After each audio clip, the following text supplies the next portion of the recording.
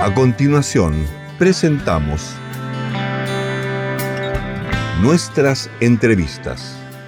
Junto a Belén Ibrahim, recordamos a quienes nos han visitado en nuestro matinal Buen Día, Coyhaique.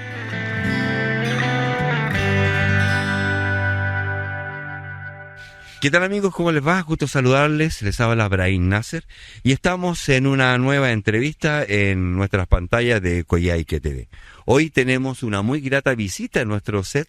Se trata de un médico que entiendo que es de medicina familiar, un hombre que ya lleva muchos años acá en la región. Lo conocemos también ahí por algunas incursiones de tipo político.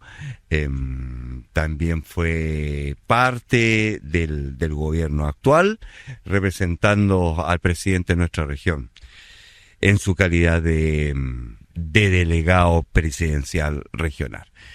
Hoy, candidato a senador por el Frente Amplio, me refiero a nuestro querido amigo Rodrigo Araya Morales. Rodrigo, muy bienvenido a nuestro canal. Muchas gracias, Brahim. Es un placer estar aquí en Coyhaique TV. En realidad, primera vez que vengo a este escenario, así que muchas gracias. ¿Qué tal la primera vez, Rodrigo? Estupendo, Regio. En el transcurso de la entrada he aprendido varias cosas. ¿Sí? En algunos metros. Exactamente, algunas complicaciones de la vida periurbana y bueno, y lo exitoso que está haciendo tu programa también. Muchísimas gracias, Rodrigo. Rodrigo, antes de que entremos en materia en el tema político, que evidentemente es lo que nos convoca, pero que además ya la gente está acostumbrada por cuanto en todos los medios. Eres un hombre conocido en aquel sentido. Cuéntame, Rodrigo, ¿eres patagón, no eres patagón? ¿Eres una importación? ¿Cómo llegaste acá? Cuéntanos un poquito sobre la persona. Ya, perfecto. Bueno, yo soy del grupo de los llegados y quedados. Llegado y quedado. Yo estoy acá ya hace 30 años, pues llegué. La verdad es que yo estaba en la Universidad de Chile, ahí estudié medicina, cuando mis papás se vinieron en el año 90 a trabajar acá a la región. ¿Tus papás? Mi padre, sí, don Juan Araya Vergara, que fue contralor aquí entre el año 90 y hasta el año 2000. Mi madre, Ilse Borrell Martínez, profesora de educación diferencial de la Pedro Quintana Mancilla actual. Y el año 94, cuando yo salí de la carrera de medicina, me vine a trabajar acá. Y ese año llegué a trabajar al consultorio Gabriela Mistral. Gabriela Mistral, ¿se me acuerdo de eso? Ese consultorio ya no existe. Ahora ahí está el SAMO. El SAMO, claro. ¿Dónde está el SAMO? ¿No es cierto?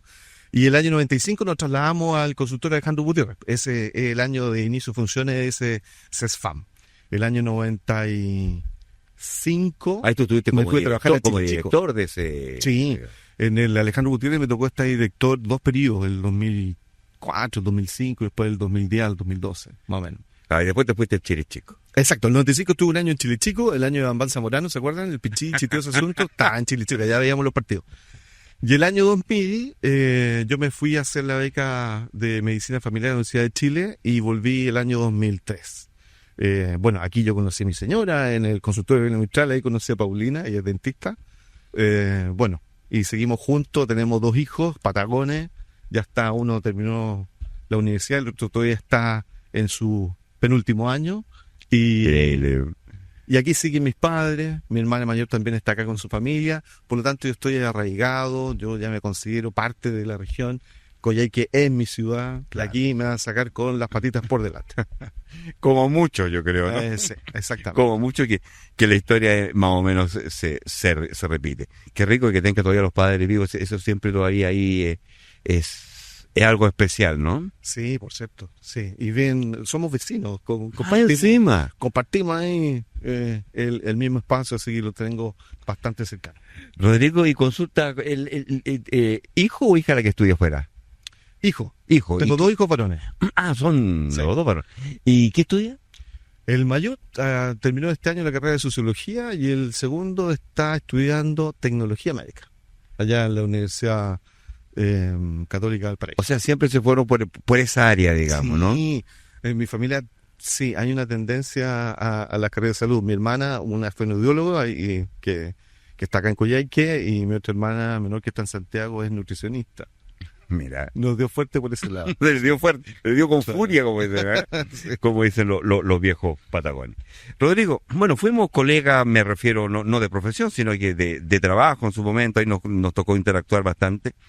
Y yo siempre conocí al Rodrigo Araya médico, ¿no?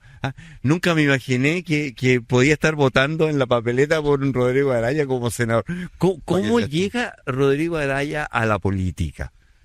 Buena pregunta. Yo, como tú bien dices, llegué acá a la región de médico, hice la especialidad, me dediqué a trabajar en eso y fui teniendo experiencias que son importantes. Yo creo, lo que tú mencionabas recién, la dirección en el consultorio en el CESFAM, fue un periodo de mucho aprendizaje y de contacto con los gobiernos de esa época.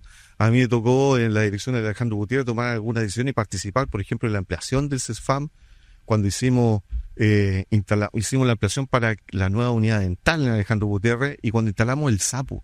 El SAPU que está en Alejandro Gutiérrez, me tocó instalarlo y fue bien complejo, bien difícil. Peleamos también en ese minuto la construcción de un SECOF, bueno, que finalmente no resultó en ese periodo, pero se produjo después.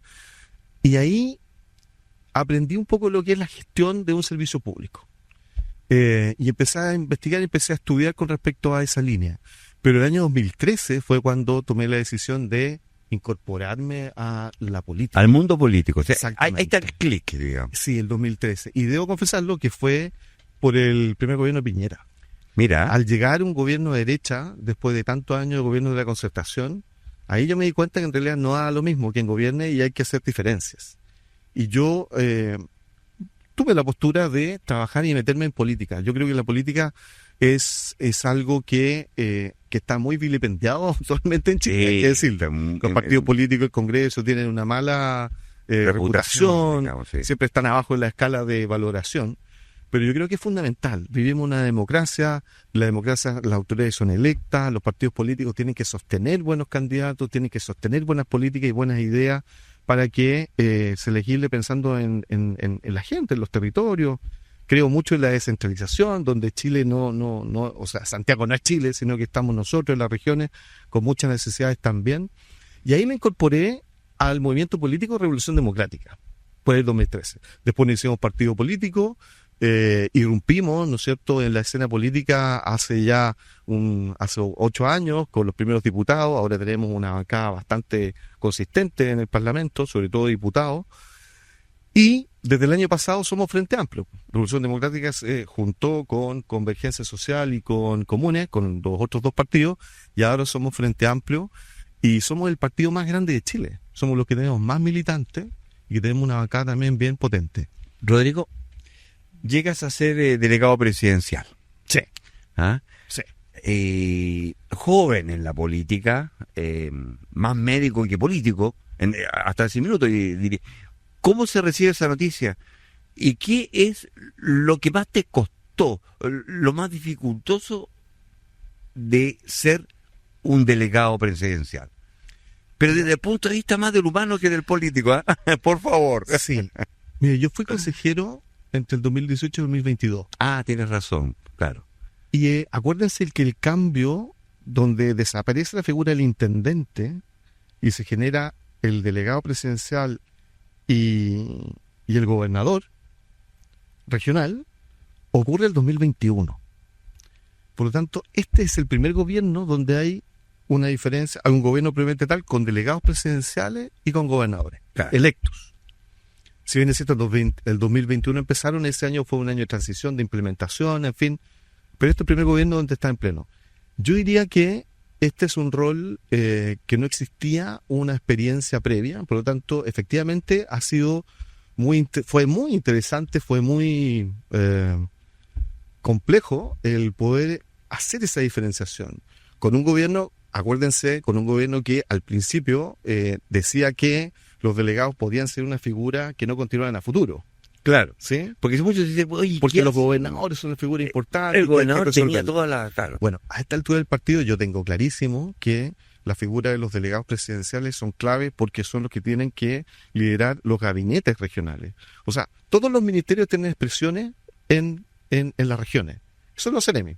Sí, claro. Bueno, el gobernador regional, por muy electo que sea y que tenga la representación de toda la gente, no es electo por el presidente, no es designado por el presidente. No, Por tanto, estamos claros que el presidente tiene que tener los ministros y los seremi, y tiene que haber alguien que haga ese rol. Por lo tanto, los delegados presidenciales tienen cumplir ese rol. El que de una u otra manera le tiene que apretar las clavijas a los serémicos, si no viene de afuera. Entonces, yo creo que eso fue lo más significativo, trabajar en este rol que no existía una experiencia previa, aprender a hacer todo eso, tuvimos que generar hartas instancias. La delegación presidencial regional tiene un rol político muy potente, donde se tuvo que trabajar con los partidos y se tuvo que potenciar también y apoyar a la seremía. Y ahí, y también ahí yo aprendí mucho de lo que tiene que hacer, de cómo funciona el aparato estatal de un gobierno, cómo se manifiesta en los territorios. Siempre se habla de que el presupuesto, los recursos, la plata, la maneja el gobierno regional. Pero el gobierno regional tiene 1/3 de los recursos que se invierte en la región. Los otros 2/3 son de los ministerios. Son sectoriales. Son sectoriales. Y cada ministerio tiene directrices nacionales, tienen objetivos nacionales que se tienen que expresar en la región. Entonces yo diría que ese fue el otro tema. ¿Cómo poder... cómo lograr que en algunos ministerios se priorizaran temas regionales que no estaban en el programa de gobierno, ni que no estaban tampoco en la directriz nacional. Esa discusión, cómo se llevaba a nivel local, con las autoridades nacionales, con las autoridades regionales, yo creo que fue un desafío muy potente y que sigue teniendo el delegado actual. Rodrigo, ¿qué nivel de injerencia tiene el delegado presidencial respecto a la asignación del nombre de un seremi? Mucha. ¿Tú crees que fue un error del delegado actual el nombramiento de la seremi que tuvo que renunciar al par de horas después de energía? ¿Qué pasó ahí, a tu juicio? Ese caso en particular, a ver, personalmente yo creo que la seremi no debería renunciar. Ya. ¿Por qué? Porque ella tiene una experiencia profesional que la avalaba para estar donde estaba. Y tenía conocimiento de la región. Ella trabajó mucho tiempo en Melinca, por lo tanto tenía una visión también de los territorios insulares que podía aportar mucho a esa seremía. Ahora, pero por unos dichos en redes, en la época de pandemia, donde estaban todos los ánimos exacerbados, yo creo que no era justificación para poder para pedir la renuncia y para echarla. ¿Sabes que yo creo? Sí, fíjate que yo te la compro. Te compro el tema en que tal vez los dichos puede no representar un pensamiento, porque cualquiera puede decir cualquier estupidez en un momento determinado de la vida. Ahora, hay sí algo que a mí me llamaba mucho la atención. Porque estuve leyendo un poco el currículum de ella y efectivamente tiene bastante estudio respecto a lo que es administración. Sin embargo, para ir a una cartera de energía, ¿no crees tú que la profesión de ella estaba muy alejada respecto a la temática corazón del ministerio propiamente tal? Porque era asistente social, dices tú. ¿Qué claro, tiene que ver con energía? Claro, pero no es porque ella sea asistente social, sino que porque es asistente social o trabajadora social, no lo recuerdo bien. Trabajadora social. Y estamos hablando del Ministerio de Energía, que es distinto a un ministerio, no sé, de Senama. No sé si me entiendes para dónde voy. En el fondo pastelero, tu pasteles. Un poco elegir a gente de tu sector, de tu línea, pero que tenga que ver con, profesionalmente hablando, con el ámbito en el cual le va a tocar trabajar. A ver, yo te puedo partir comentando de que cuando hay que determinar nombres o asignar seremi o recomendar al ministerio seremi para la cartera regional, los partidos ponen sus mejores cartas a disposición, ¿sí? Cada partido dice, mira, aquí para esto yo tengo a esta persona que tiene esta experiencia. Y la experiencia que yo tuve con los 18 seremi en el gabinete es que, es cierto, algunos roles han sido mejor desempeñados por personas que tienen profesiones afines a la cartera, pero hay otros seremis que han tenido muy buenos resultados y que no tienen un título que sea tan necesario. Rodrigo, haz abstracción del gobierno actual, del anterior y del que va a venir. Hablemos de la política en general. ¿No crees tú que el radiólogo tiene que ir a rayo, que no sé, el SAG, tiene que ser dirigido por alguien que tenga que ver con el agro, Mira, porque de repente Hace- vemos a un abogado dirigiendo un ministerio. Te insisto, no te estoy hablando del gobierno ahora de Boris, sino que cómo debiésemos un poco profesionalizar el tema, porque yo creo que ahí es donde vienen los antecedentes y el currículum de las personas, po. Si tú tienes una persona con una profesión X que se aleja, en este caso un trabajador social, pero que tiene una experiencia en gestión técnica, en gestión administrativa, que tiene una evidencia, puede ser un tremendo aporte a los desafíos que vienen ahora en esa seremía y en ese ministerio. Por eso hay que hacer una evaluación del contexto y de las tareas que tiene ese ministerio. Yo no le cerraría la puerta a las personas que tienen profesiones, entre comillas, no de ingenieros para un cargo de una seremía muy técnica. Dependen de las habilidades y dependen de las circunstancias. Los seremis tienen que tener dos cualidades. Uno es tener la capacidad política para poder implementar la estrategia que su ministerio quiere. Y tienen que tener las habilidades para tener asesorías técnicas y para tener lineamientos estratégicos que le ayuden a su labor.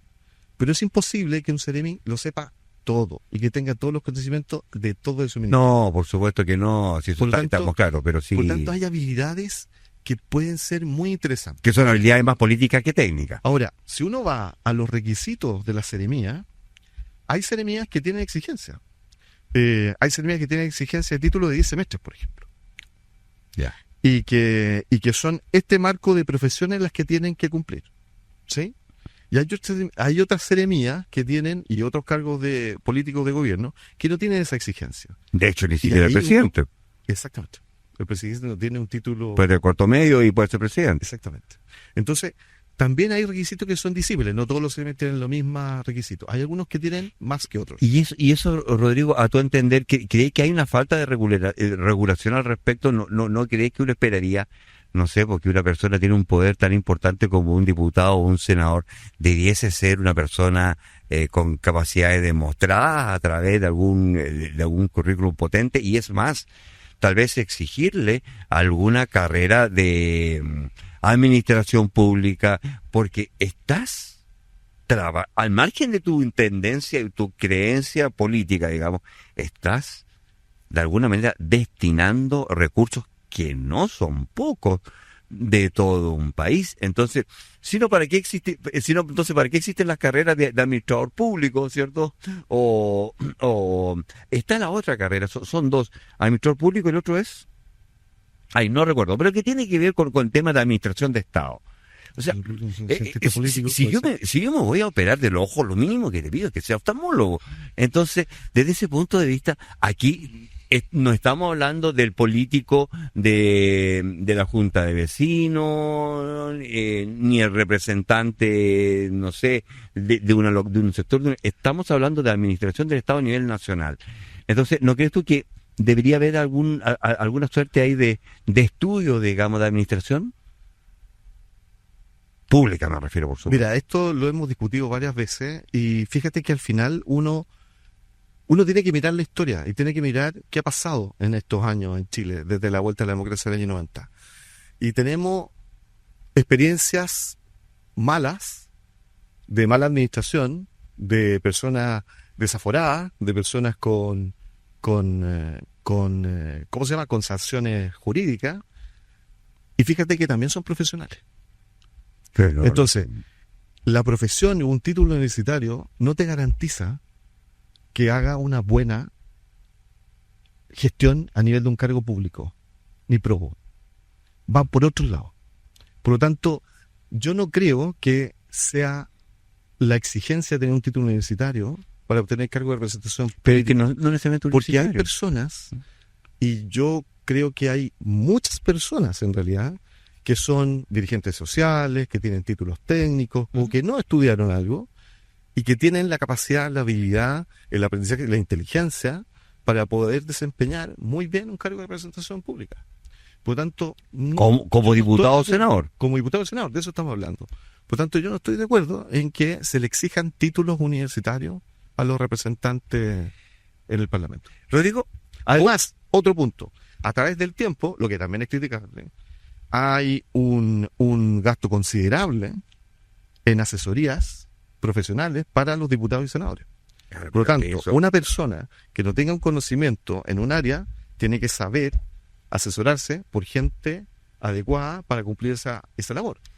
Entonces, claro, que ahí entra la mirada, entonces, ¿por qué no nos contratamos al asesor y dejamos al político fuera? Porque la representación pública y la democracia tiene que ver con piel, tiene que ver con... Tiene que haber un voto. Y yo personalmente pienso que los que representamos a un partido político somos personas consecuentes y que tenemos una manera de ver el desarrollo de la sociedad y los desafíos de la sociedad con un grupo importante de gente.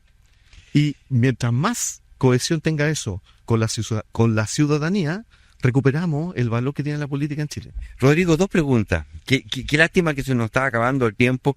Tal vez podríamos comprometernos por una próxima oportunidad porque son muchos los temas que quedan pendientes. Rodrigo, uno, algo que salió hoy día en la noticia y que a mí por lo menos personal no me hace sentido. Voto obligatorio pero sin sanción. Es decir, no te estaciones porque te voy a sacar parte. Pero no te preocupes, es gratis. Ah, sí. También supe, no leí el contexto entero, pero sí entiendo el problema. Y claro, ahí había una combinación, porque lo que se estaba discutiendo era finalmente la sanción y también quienes votaban, ¿no? Los que tienen nacionalidad, con respecto a la figura extranjera. Finalmente llegó un acuerdo en esa discusión del Parlamento.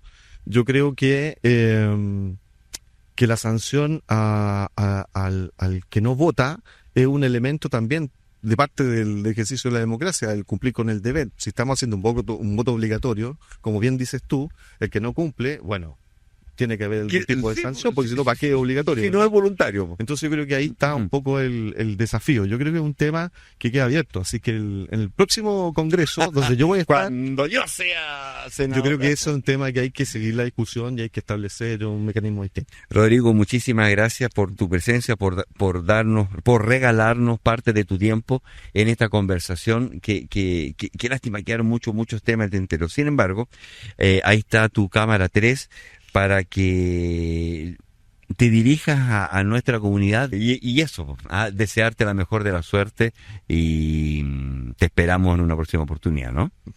Muchísimas gracias. Por favor. Muchísimas gracias, Efraín. Bueno,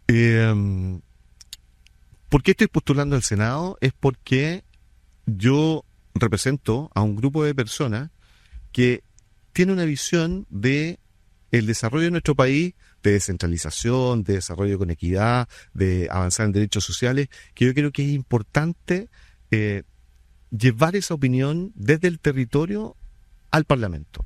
Tengo la experiencia, he tenido una carrera profesional en la región, conozco y he conocido a través de mi trabajo reciente en la delegación muchos detalles y a mucha gente en nuestro territorio, de las 10 comunas de nuestra región, y por lo tanto tengo una visión de lo que necesitan los territorios mucho mayor de lo que tenía hace 3 años atrás. Y eso, conjunto con la voluntad de la ciudadanía, de ustedes, lo puedo llevar efectivamente al Parlamento y desarrollar una labor que vaya evidentemente en la mejora de las condiciones de vida de las familias de las 10 comunas, de todos los territorios, de todas las localidades de nuestra región. Muchas gracias. Queridos amigos, Rodrigo Araya Morales, candidato al Senado, le deseamos la mejor de la suerte a un querido amigo. Rodrigo, ahora sí, hasta pronto. Chao, hasta pronto. Chao.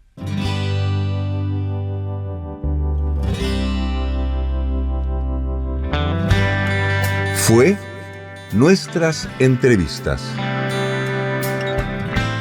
Recordando a quienes nos han visitado en nuestro matinal Buen Día Coyhaique, junto a Belén y Brahim.